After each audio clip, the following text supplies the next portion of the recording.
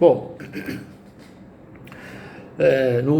na sessão anterior, né, no vídeo anterior, eu comentei um pouco, né, como que a gente estuda a história das relações internacionais, dando relevância, né, para os fenômenos mais importantes, né, ao longo desse grande período, né, que vem de 1648, ou se quiserem 1618, melhor dizendo, né, para levar em consideração a Guerra dos 30 anos, porque tem algumas coisas que acontecem durante a guerra que a gente vai ver. Esse grande período que começa ali em 1618 e vem até o pós-Guerra Fria, né?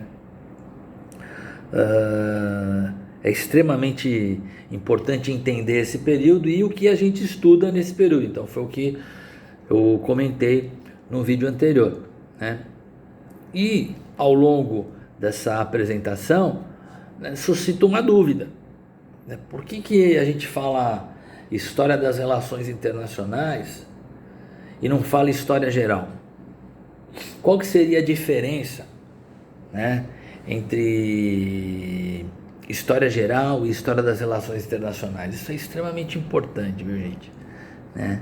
Porque não adianta chegar e dar a aula, né, ou comentar, ou enumerar os eventos como a gente enumera normalmente em história geral e achar que isso é a história das relações internacionais, né? E aí começa a entrar, portanto, os conceitos, os termos que fazem parte da comunidade epistêmica das relações internacionais. Um deles é a questão da soberania, certo? Então é a partir do final da Guerra dos 30 anos que o termo soberania vai servir, né, como uma forma de organização das relações internacionais, que naquele momento ainda são, digamos assim, relações europeias, mas vão ganhando, né, abrangência, ganhando escala, e até hoje esse termo, né, está assentado na Carta da ONU, a soberania como um princípio de organização das relações internacionais. Quando ele começa a entrar em jogo? Ali no final da Guerra dos 30 anos. Então, isso é importante a gente entender. Então, como fenômeno, tá? A história das relações internacionais dá-se início ali ao final, ali junto com o Tratado de Westfália, em função desse princípio que começa a entrar, que entra, né, como elemento fundamental para organizar e sistematizar o mundo, tá? Mas aí, e quanto à origem da história, né, das relações internacionais como campo de estudo, né, como campo de estudo, certo? Como a sistematização dos autores, a sistematização dos fenômenos, né, a crítica e a problematização desses elementos. Quando que a gente começa a ter a história das relações internacionais como campo de estudo? E vale a pena lembrar aqui que, né, história das relações internacionais e história geral são coisas diferentes, certo? Bom, o estudo da história das relações internacionais não é a enumeração dos eventos ao longo do tempo. Essa narrativa, como diz o Jacques Legoff, né? Essa narrativa é um passo necessário, mas não é suficiente. Inclusive a gente aprende essa narrativa, né? A enumeração dos episódios, a enumeração dos eventos ao longo da linha do tempo, assim na educação básica, no ensino médio, tá? Você tem um elemento narrativo, né? Mas depois vem um elemento descritivo, e aí quando vem para o ensino, digamos assim, superior, né, do final do ensino médio para o ensino superior, você aprende os elementos explicativos, certo? E aí você vai aprender unidades de análise. Então, o estudo da história tem a ver com esses elementos aí. Você só achar que a narrativa da história é a história propriamente, é um equívoco da sua parte, certo? Bom, o que a gente pode pensar, né, com relação a isso? Que a origem do estudo da história das relações internacionais está profundamente imbricado como elemento consequente da origem da história como campo de estudo. Tá? Isso tem que ser pensado, tem que ser trabalhado para a gente entender, né, o papel extremamente importante que tem a história das relações internacionais como campo de estudo para entender o fenômeno da guerra e a questão da linguagem, certo? Voltando aqui, eu tive um probleminha técnico aqui, já acertei. Então, é importante para a gente entender a origem da história das relações internacionais, entender a origem da história,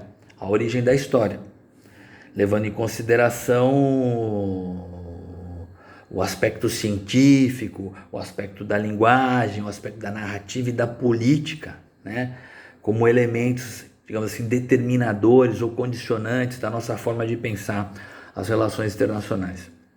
E, de novo, campo de estudo diz respeito a uma tentativa de sistematização de obras, de autores e de temas, certo?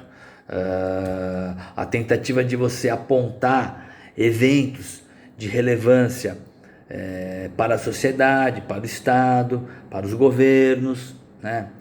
Enfim, os fenômenos observados, né? Eles são objetos de problematização, né?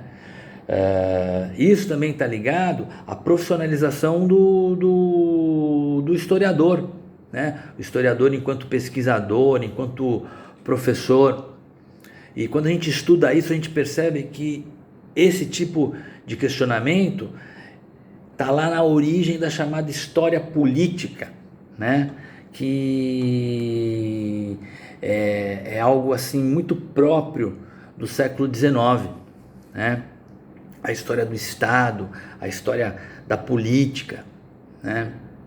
O século XIX é importante para a gente poder entender todos esses elementos que vão dar sentido, né, ao projeto de história como ciência, né?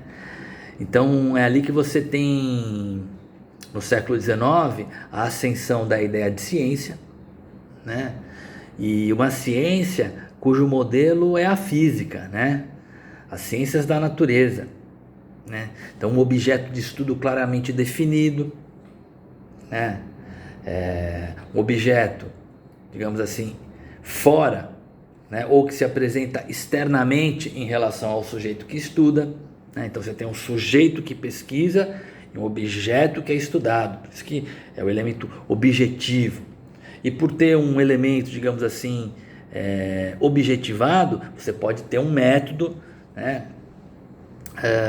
a ser empregado no seu estudo. Enfim, o século XIX é um século onde você tem cientificismo, onde você tem evolucionismo, nacionalismo, liberalismo. O século XIX é repleto de ismos, certo? Repleto de ismos, tá? Um historiador chamado Peter Burke, ele diz o seguinte: desde Heródoto e Tucídides, tá, você sempre teve vários gêneros para você escrever a história, né? Crônicas, memórias, tratados, enfim, e outras formas. Ele diz também que sempre o gênero mais dominante era a narrativa dos acontecimentos militares, portanto, a história dos grandes feitos, dos chefes militares, dos reis, dos aristocratas, né? Portanto, a narrativa dominante na construção da história, né? da escrita da história, era a narrativa política, certo? Só que é o seguinte, quando você tem a influência da ascensão da ciência no século XIX, certo? Todas as ciências ou todos os campos de saber, queriam ser uma ciência como a física, por exemplo, como as ciências naturais, com um objeto claramente definido e também com um método, certo? Para você ter o procedimento,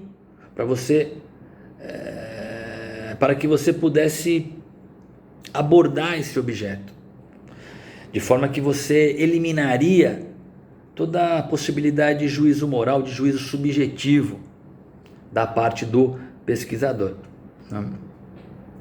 Então, nesse desejo da ciência histórica ou do conhecimento histórico ter um objeto, um historiador alemão chamado Leopold von Ranke, né, ele dá uma maior ênfase, né, aos documentos, certo? Aos documentos como fonte do saber histórico, tá? Ele dá maior ênfase, hein? Ele não vai, né, fala assim, não, o documento é o objeto histórico propriamente. Ele dá ênfase, isso é importante. Só que no século XIX você também está tendo a organização dos arquivos do Estado, dos governos, certo? Então você vai ter os documentos em arquivos, os quais serão as fontes da narrativa histórica. Da narrativa histórica que se quer ciência, e para ser ciência tem que ter o quê? Um objeto.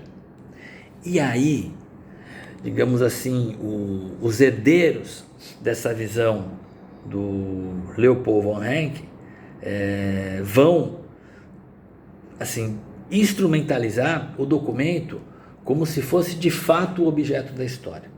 Então, o resultado prático dessa junção aí, ó, de desejo de ser ciência, né, da organização dos arquivos do Estado, você vai ter o documento do Estado, o documento dos governos, como uma noção, digamos assim, de objeto da história, certo? Primeiro uma noção e depois um objeto propriamente, tá? A partir do qual se poderia estabelecer um método, um procedimento para sua avaliação, para sua análise e, por conseguinte, a escrita da história. Então, a história em termos de conhecimento científico, né, com objeto e com procedimento que permite você afastar o sujeito do objeto, né? Então, objeto e método claramente definidos, certo? E na visão de ciência do século XIX, uma vez conquistado esses dois elementos, você tem condição de fazer uma ciência que representa a verdade, certo? A ciência, né, como um conjunto de conhecimentos e procedimentos que garante não só a validade da argumentação, mas a verdade, né, a conquista da verdade, tá? Essa concepção de ciência ela é do século XIX, tá? É uma concepção de ciência novecentista, tá? Então o que aconteceu então foi que documentos de fontes oficiais, registros do Estado, dos reis, dos barões, dos aristocratas, da ordem política, passaram a ser a fonte natural dessa história pensando ser ciência. Então, você tinha ali os eventos políticos documentados segundo uma ordem cronológica, certo? E aí o que aconteceu ali? As formas não políticas de história, né, os outros gêneros, né, foram alijadas, afastadas do fazer história, foram afastadas da prática do historiador, certo? A ciência da história passou a ter um objeto, um método supostamente desprovido de subjetividade, como as ciências da natureza, certo? Então você tem, ó, ciência, evolução, cronologia. Veja que interessante, a cientificização, né? Enfim, como vocês quiserem chamar, o desejo de ser ciência da prática histórica. E na verdade, Não foi só com a história que ocorreu isso no século XIX, com outras ciências também, tá? Paralelo a isso, você teve o quê? A profissionalização do historiador. A profissionalização do historiador, certo? Ele passa a ser um pesquisador e um educador. Por quê?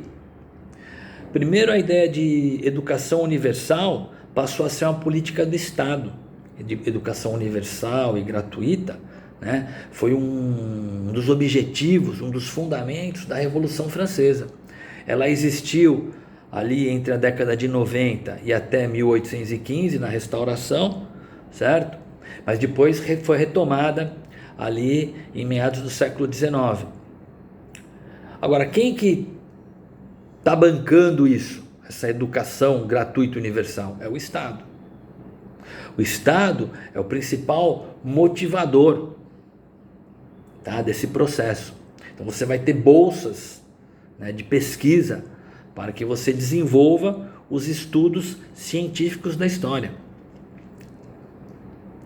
Um autor chamado François Dosse, né, num livro História em Migalhas, ele diz o seguinte: ó, no século XIX é o Estado que facilita as pesquisas ao financiar numerosas instituições históricas. Então aumenta dessa forma o número de historiadores remunerados, funcionários do Estado. É o François Dosse falando isso.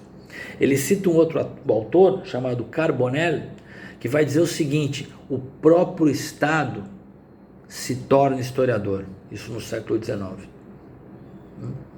Então, ó, cientificismo, a profissionalização do historiador, e aí você tem no século XIX um outro ismo extremamente importante, né, que é o nacionalismo, né? Na França, sobretudo, você vai ter republicanismo e nacionalismo. Então olha o que o François Dosse comenta para nós assim, ó. A Europa, naquele momento ali, ela é atravessada pela ideia nacional, né? Então o sentimento de nacionalismo é forte na década, no século XIX. E na primeira metade do século XIX, o historiador francês, segundo o François Dosse, deve reconciliar a nação, superar as clivagens nascidas na Revolução de 1789. Com isso, ele vai legitimá-la e instituí-la como fundadora de novos tempos. Tempos de contradições, né? Tempos de contradições. Entretanto, né, a ideia de um povo unificado pelo sentimento nacional permite você superar essas contradições. Tá? Quem opera isso? Os historiadores profissionais, fazendo ciência histórica. Tá? Então não é à toa que você tem em 1838 a fundação do Instituto Histórico Geográfico Francês. Você vai ter enciclopédias nacionais, onde você vai ter historiadores, pesquisadores nacionais, você vai ter uma história nacional, né? Tudo reafirmando, né, o espírito nacional, o sentimento nacional, né? O Peter Burke comenta para nós que você vai ter revistas, né, na Europa, né, com essa natureza, né, questão política, questão de Estado, né? No final do século XIX, a maior parte das revistas concentravam-se na história de eventos políticos.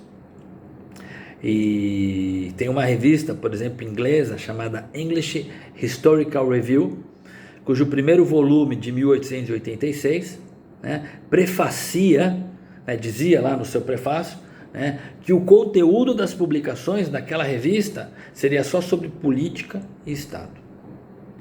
Isso na Inglaterra em 1886. Na França, em 1876, você vai ter a Revue Historique, né, que, segundo o François Dosse, né, desejava ser uma revista de história, mas dentro de uma visão de ciência positiva. O que é a ciência positiva? A ciência objetiva, capaz de escapar, de eliminar qualquer tipo de juízo subjetivo. Tá? O François Dosse vai dizer o seguinte: de fato, esses historiadores, eles o quê? Se ofereciam ao poder republicano patriótico. Tá? Então eu estou ali, ó, na segunda metade do século XIX. Tá? E é no bojo, né, desse sentimento nacional, desse sentimento patriótico, que a gente começa a construir os livros, que são verdadeiros manuais, verdadeiras cartilhas para os estudantes.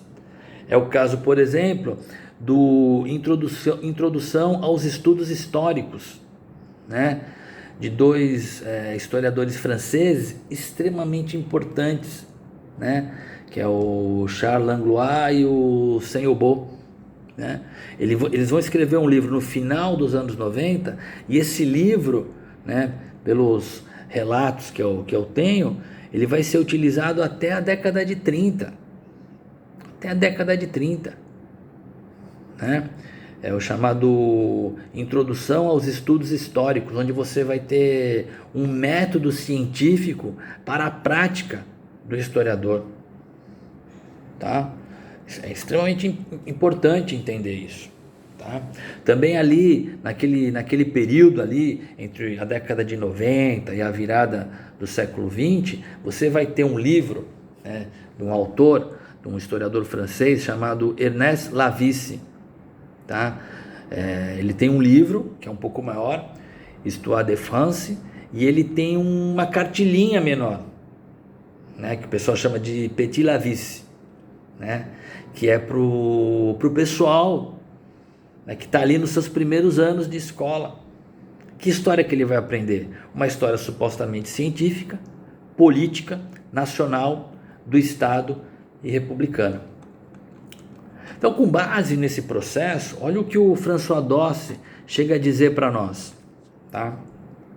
Sob a grande quantidade de arquivos do historiador, a bandeira tricolor, então a bandeira francesa, né? A história do fim do século XIX e do início do século XX serve, em primeiro lugar, para fazer a guerra. Isso é polêmico, mas eu acho que ele tem algum elemento de razão, né? Como a construção da ciência histórica, a construção de uma história que tinha por base a política, o nacional, o patriotismo exacerbado, certo? Criou os elementos linguísticos fundamentais que estabeleceu as opções, né, em termos de léxicos, para estabelecer aquilo que você vai fazer no presente e no futuro. Tá? Então ela estava forjando os elementos que iam ajudar, né, ou iam estabelecer uma dimensão de causação da Primeira Guerra. Tá? Então, de fato, o François Dosse ele suscita, né, ele especula, né, que o desenvolvimento da ciência histórica, né, nacionalista, metódica, positivista, documental e cronológica ocupou uma dimensão importante, né, para a causação da guerra, certo? A gente, em relações internacionais, sobretudo no curso de teoria, tem o autor lá, o Robert Cox, né, que ele diz que a teoria é sempre para alguém e para algum propósito. Nesse caso aqui, ó, muito provavelmente, os historiadores que conformaram essa história política, né, nacionalista, acabaram criando uma teoria, certo?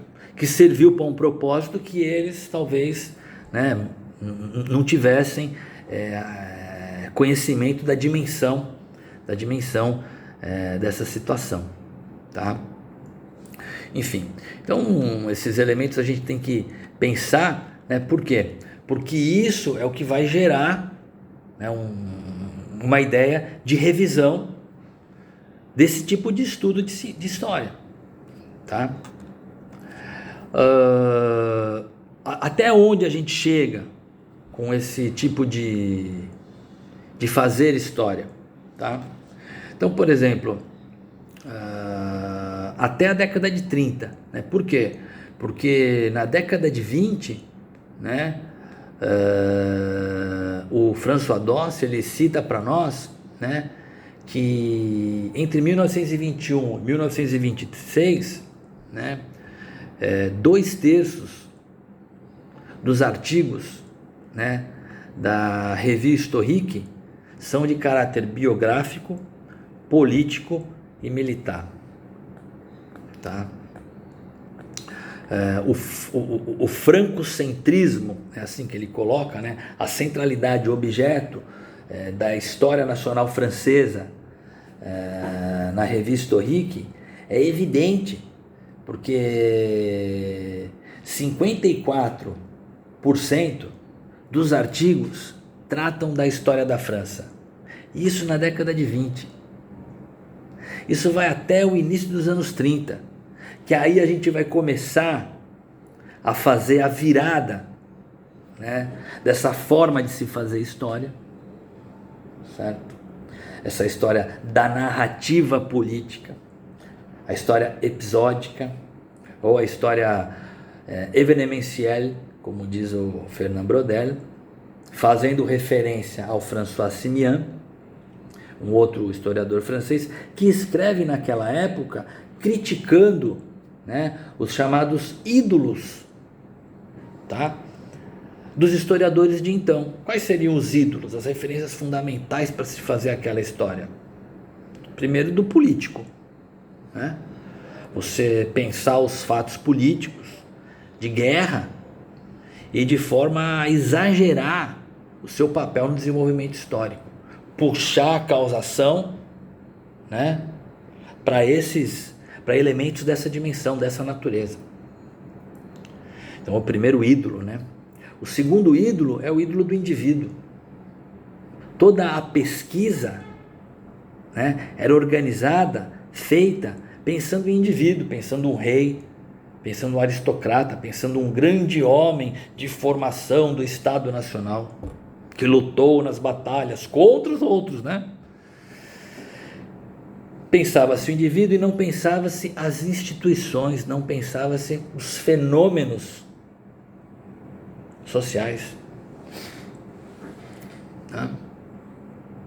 São 3 ídolos: político, o indivíduo e o cronológico.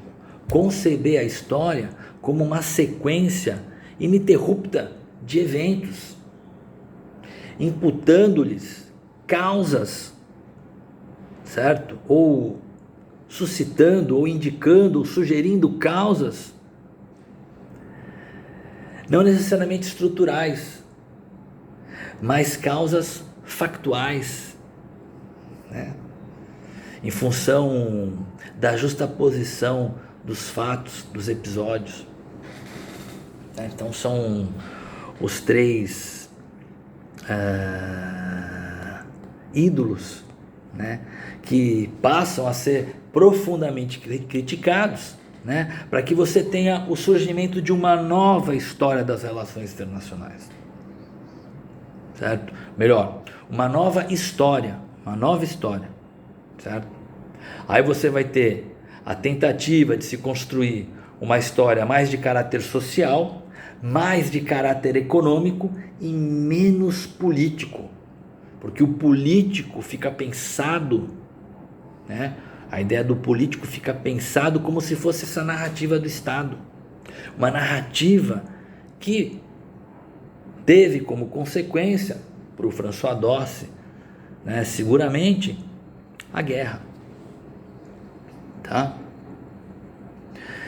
Dentro dessa nova onda, certo, de história, onde você tem a história social, a história econômica, né, que aí vai estar lá na chamada École des Annales, né, você também vai ter uma história, digamos assim, mais marginal, que quem vai tentar desenvolver essa história é um autor extremamente importante, chamado Pierre Renovan, que ele vai utilizar o conceito de forças profundas, né, na tentativa de explicar o nacionalismo como causação da guerra, tá?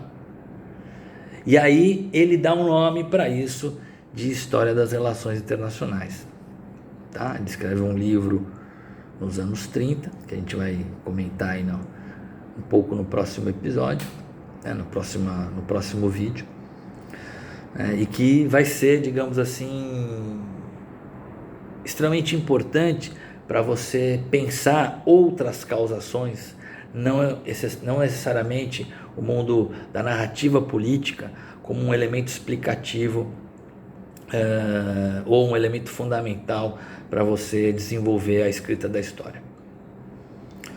Bom, ficamos por aqui e voltamos aí no próximo vídeo. Até mais.